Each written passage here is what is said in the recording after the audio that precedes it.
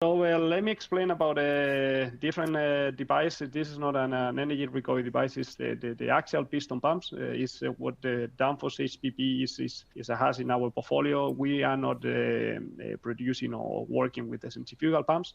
And why? Is because we just believe that the efficiency that we can deliver with the axial piston pumps is much higher than the efficiency that we can get from the centrifugal pumps. And as you can see on the graph on this slide, I mean, the lowest the capacity, the highest the gap efficiency that we can have between the centrifugal pump and the axial piston pumps. So it seems to be quite obvious that the technology, if you want to save energy or you want to be more efficient on your plant, is to go with an axial piston pumps. But it's something that so many people, so many customers don't know about this technology that in Danfoss we were using for almost 50 years in the divisions, in different divisions. So yep. So one thing that I would like to highlight before to move to the next slide is that the axial piston pumps is a technology that we are not depending the efficiency because of the flow or the pressure. We can deliver the same amount of flow regardless of pressure, and the efficiency will remain the same in the whole range of operation. And this is quite important, as you will see in the next slides, because basically when we are operating in a plant, in a desalination plant, we can have different scenarios in terms of different pressure, different water demands. And if you combine all together, you will see that we have different environments and different conditions. And we need to we need to adapt in a better way with the new technologies. So what I was talking about is about these different variations. We can have different water demand variation during the year.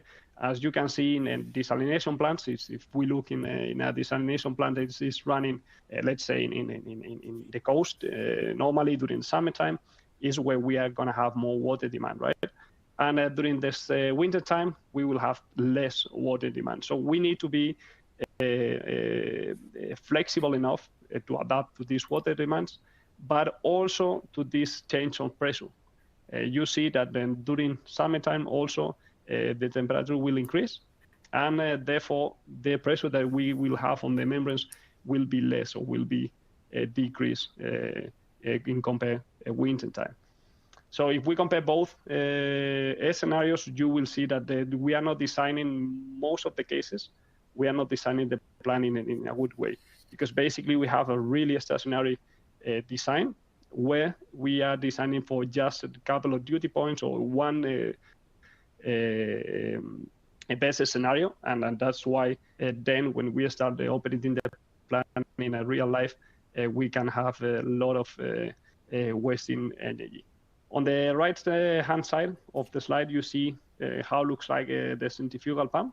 Normally you design for this best efficiency point. So this is the best scenario possible.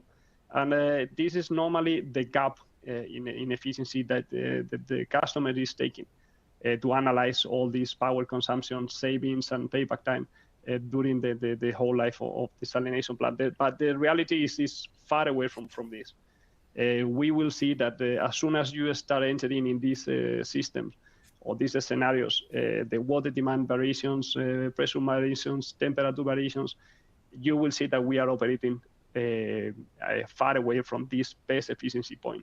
And as soon as we start operating far away from this best efficiency point, the gap in efficiency starts being more and more relevant. So we need to be sure, or we need to take into account all these considerations. Just a couple of points. Basically, what I mentioned in the previous slides.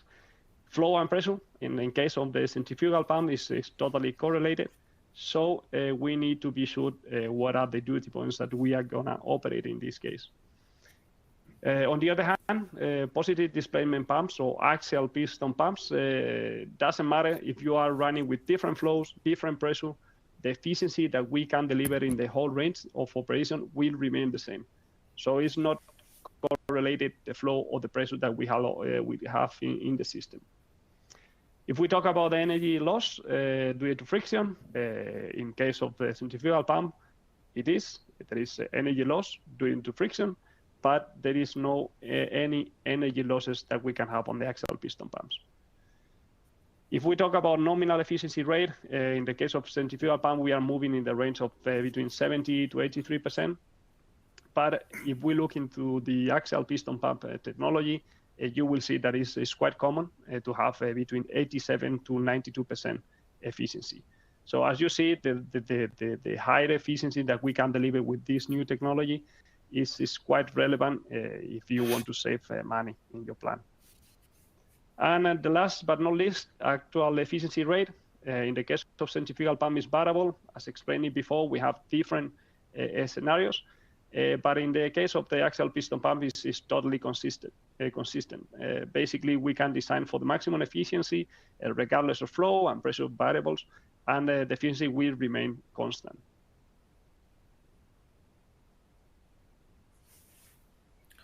So, well, in this case, or scenario, the system that we have assumed is to be working at a fixed flow, pressure, and electricity price.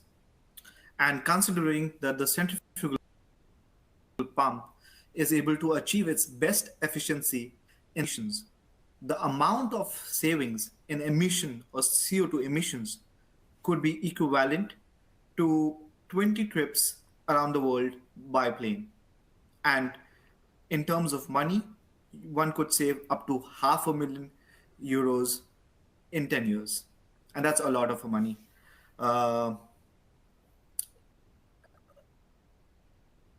Well, and situation where we are